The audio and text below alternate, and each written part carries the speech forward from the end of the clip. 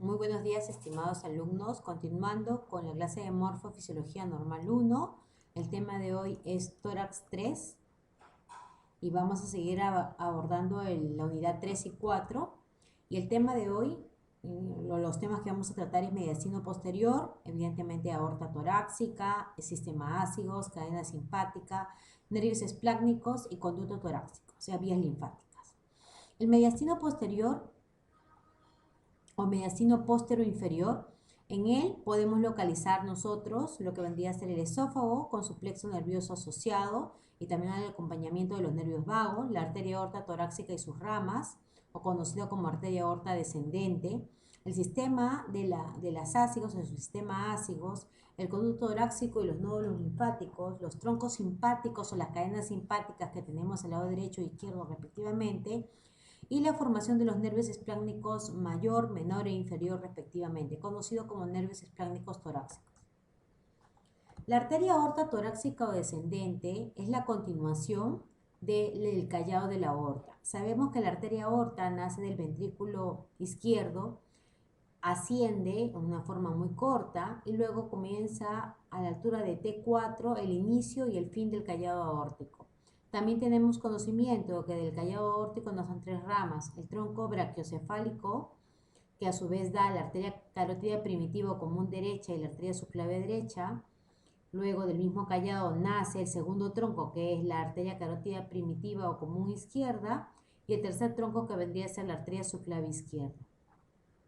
De ahí, a la altura de cuando termina el callado de la aorta, que es a la altura de la cuarta vértebra torácica, desciende verticalmente lo que se conoce como arteria aorta torácica o descendente, ¿no? Esta desciende verticalmente a la izquierda de la columna vertebral y progresivamente se sitúa por detrás, ¿no?, en la línea media, y luego hacia la derecha del esófago.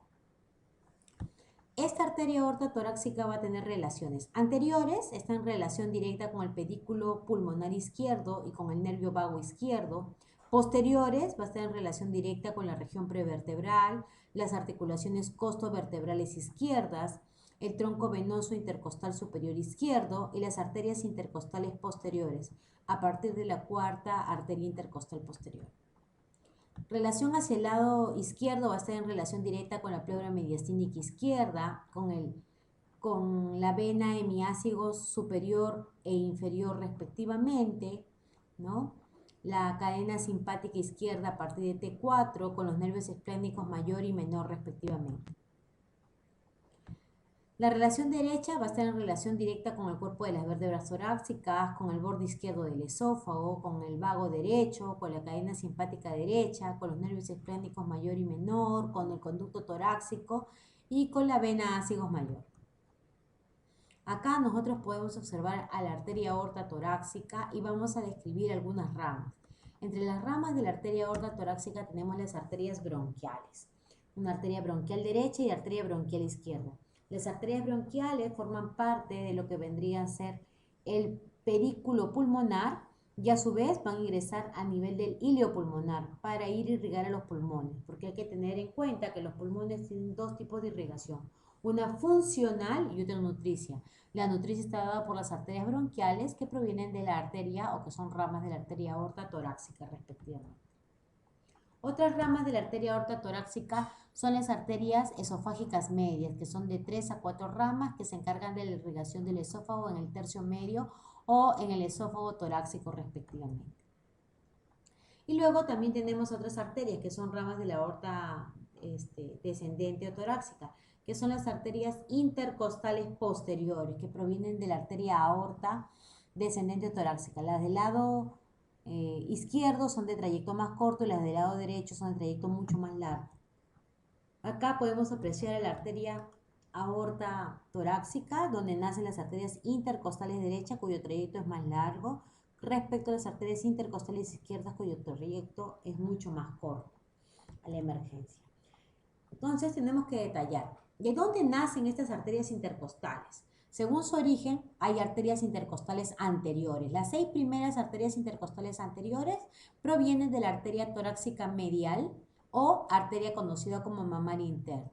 La primera arteria intercostal lateral proviene de lo que vendría a ser la rama de la arteria tóraco-acromial o acromiotorácica. Y recuerden que la tóraco-acromial o acromiotorácica es una rama de la arteria axilar. Luego tenemos que la segunda y tercera arteria intercostal lateral es rama de la arteria torácica lateral o mamaria externa.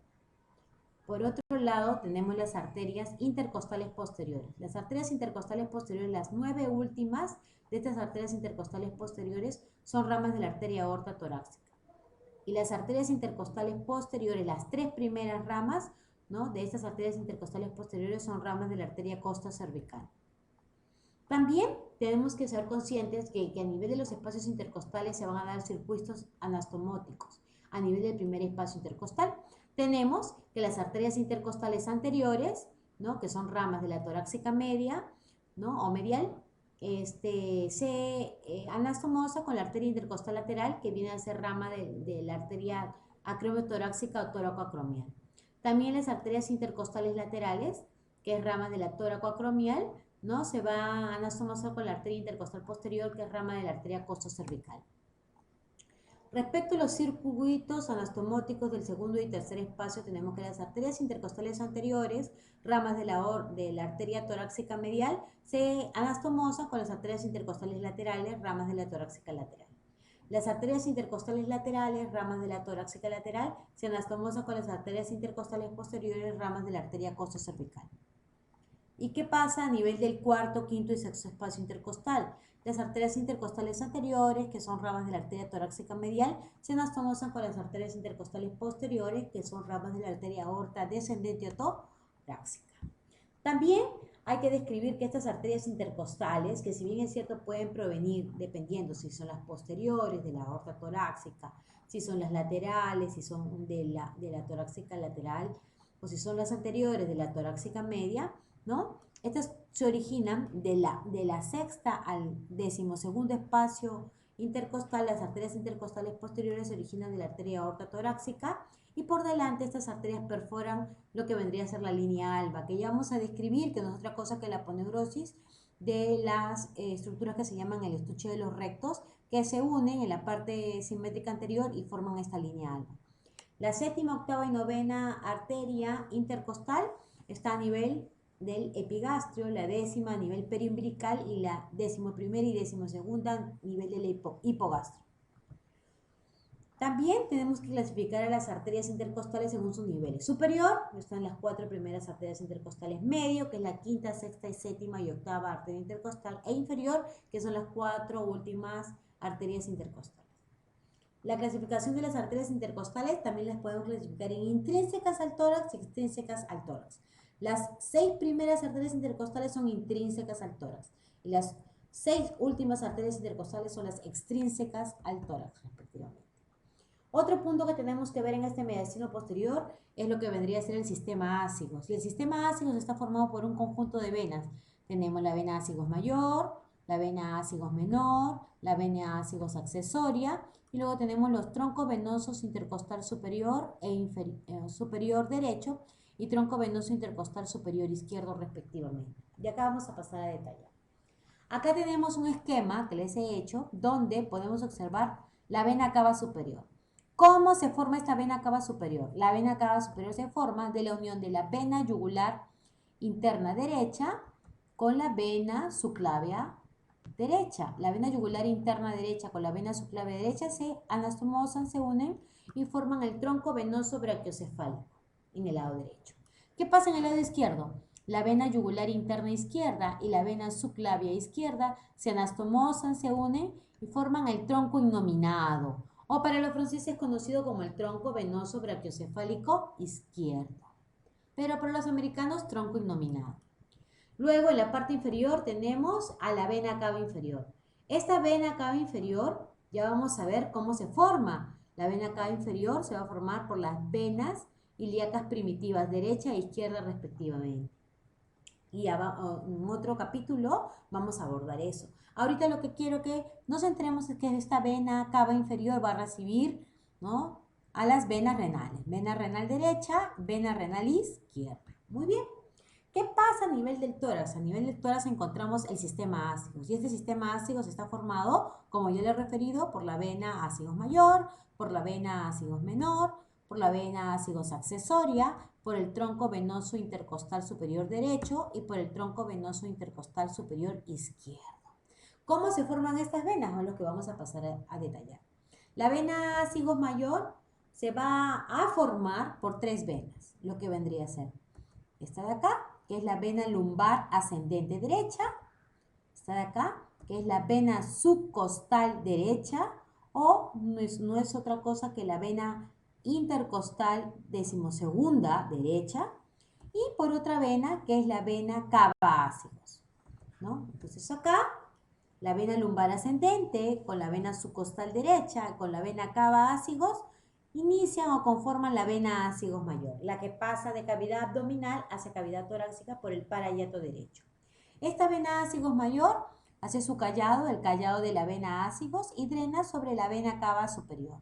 Pero esta vena ácigos mayor recoge, ¿no?, la sangre venosa de las venas intercostales del lado derecho, de la 11ª vena intercostal derecha, de la 10ª vena intercostal derecha, de la 9ª vena intercostal derecha, de la 8ª vena intercostal derecha, de la 7ª vena intercostal derecha, de la 6ª vena intercostal derecha, de la 5ª vena intercostal derecha y de la 4ª vena intercostal derecha. ¿Por qué? ¿Qué pasa con las primeras venas intercostales del lado derecho?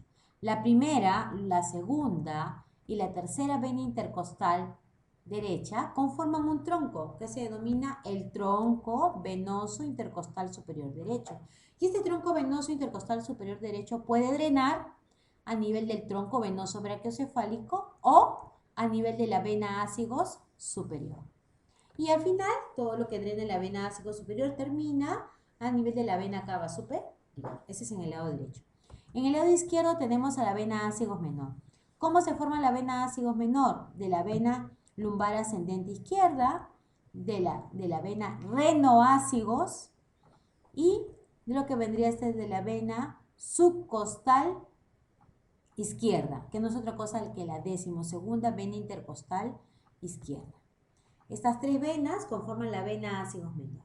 Y en la vena ácigos menor, ¿no es cierto?, van a drenar la 11ª vena intercostal izquierda, la 10ª vena intercostal izquierda, la 9ª vena intercostal izquierda, la 8ª vena intercostal izquierda y la 7ª vena intercostal izquierda. Una vez que drenan acá, esta vena ácigos mayor drena, ¿no?, gira y termina en la vena ácigos mayor. Algunos autores a esta le llaman el callado de la vena ácigos menor. Otros no, ¿por qué? Porque está adherido al cuerpo de las vértebras de la región torácica a nivel de la 7ª vértebra. Muy bien. Luego tenemos, ¿qué tenemos en el lado izquierdo? La primera vena intercostal izquierda, la segunda vena intercostal izquierda, la tercera vena intercostal izquierda, ¿no?, que van a formar un tronco, el tronco venoso intercostal superior izquierdo. Este tronco venoso intercostal superior izquierdo, ¿no?, puede drenar en el tronco innominado, como puede drenar en la vena cava superior o drena en otra vena que es la conocida como vena ácigos accesoria. ¿Y cómo se forma esta vena ácigos accesoria? Se forma por 3 venas. Por la 4ª vena intercostal izquierda, por la 5ª vena intercostal izquierda y por la 6ª vena intercostal izquierda. ¿Qué pasa con esta vena ácigos accesoria? Esta vena ácigos accesoria puede drenar en la vena ácigos menor o puede, ¿no?, y ahí juntas en la vena ácigos mayor, o puede drenar independientemente en la vena ácigos mayor respectivamente. Eso es lo que vendría a ser el detalle del sistema ácigos respectivamente. Acá les he puesto cómo se conforma la vena ácigos mayor, cómo se conforma la vena ácigos menor respectivamente. La cadena simpática. A lo largo de toda la columna dorsalotorácica encontramos la cadena simpática torácica derecha e izquierda, la cual cada cadena va a constituir por 12 ganglios simpáticos torácicos. Estos ganglios simpáticos torácicos están unidos entre sí por una estructura, ¿no?, que los une lineal, pero estos ganglios simpáticos torácicos están en interconexión directa o interconectados con el nervio intercostal. Y esta comunicación, ¿no?, que se hace con el nervio intercostal se le llama las ramicomunicantes, que son estructuras, ¿no?, o ramos comunicantes que unen las cadenas, los ganglios simpáticos torácicos con los nervios intercostales, respectivamente. Y gracias a estos nervios intercostales se van a formar los nervios esplácnicos. Hay que recordar que los 3 o a veces 4 primeros ganglios simpáticos torácicos van a dar la inervación simpática a los órganos que están a nivel del mediastino, tráquea, esófago, bronquios. Y a nivel de la unión de lo que vendrían a ser los ganglios simpáticos torácicos, del ganglio simpático torácico, del cuarto ganglio simpático torácico al noveno ganglio simpático torácico, forma lo que se denomina el nervio esplácnico mayor. Y la unión de los ganglios simpáticos torácicos 10 o décimo simpático torácico ganglio y 11º ganglio simpático torácico forma el nervio esplácnico menor. Y el ganglio simpático torácico 12º solito forma el nervio esplácnico inferior. ¿Cuál es la importancia de los nervios esplácnicos? El nervio esplácnico mayor y menor van a llegar a formar parte de las vías aferentes del plexo solar. Y este plexo solar está formado por 2 ganglios semilunares, uno derecho y uno izquierdo. Y esos nervios esplácnicos mayor y menor llegan y forman parte de las vías aferentes de estos ganglios semilunares que conforman el plexo solar. ¿Qué pasa con el nervio esplácnico inferior? El nervio esplácnico inferior va a llegar a inervar a nivel de lo que vendría a ser la glándula suprarrenal. Va a tener esa estimulación netamente hormonal. Luego hablamos del esófago torácico con los nervios vagos. El esófago es un conducto músculo membranoso que mide aproximadamente 25 centímetros. Este esófago forma parte, recuerden, del sistema digestivo, tiene una situación o es de situación cérvico-torácico-abdominal respectivamente, tiene una longitud promedio de 25 centímetros, un diámetro de 2 a 3 centímetros y está dividido en sectores y evidentemente van a tener sus túnicas, serosa, muscular, submucosa y mucosa. Recordando que la túnica serosa no es otra cosa que el peritoneo y que por supuesto a nivel cervical, torácico no va a tener esa túnica, tan solo lo va a tener a nivel abdominal. Este esófago va a tener sectores, el sector cervical que mide aproximadamente 4 centímetros, el sector torácico que tiene un sector supraácido aórtico por encima de la aorta con el sistema ácigos, sector intraácido aórtico, o sea, dentro de lo que vendría a ser el sistema ácigos, y sector infraácido aórtico por debajo. Y otro sector que es el sector abdominal que mide aproximadamente 1 centímetro, que es el que atraviesa el esófago del tórax al abdomen respectivamente, conjuntamente con los nervios vagos. Este esófago va a tener estrecheces. Una estrechez superior, ¿no?, en el inicio a nivel del cartílago cricoides o boca del esófago, que dista de la arcada incisiva hasta este nivel de estrechez 15 centímetros. Una estrechez aórtica, ¿no?, a nivel del callado aórtico, a nivel de T4, que dista de la arcada incisiva a una medición de 22.5 centímetros. Una estrechez brónquica, ¿no?, en contacto con el bronquio principal izquierdo, que dicta desde la arcada incisiva un promedio de 27.5 centímetros. Y una estrechez inferior o diafragmática, ¿no?, que atraviesa el diafragma a la altura de la vértebra torácica décima y dista de 38-40 centímetros a nivel de la arcada incisiva respectivamente.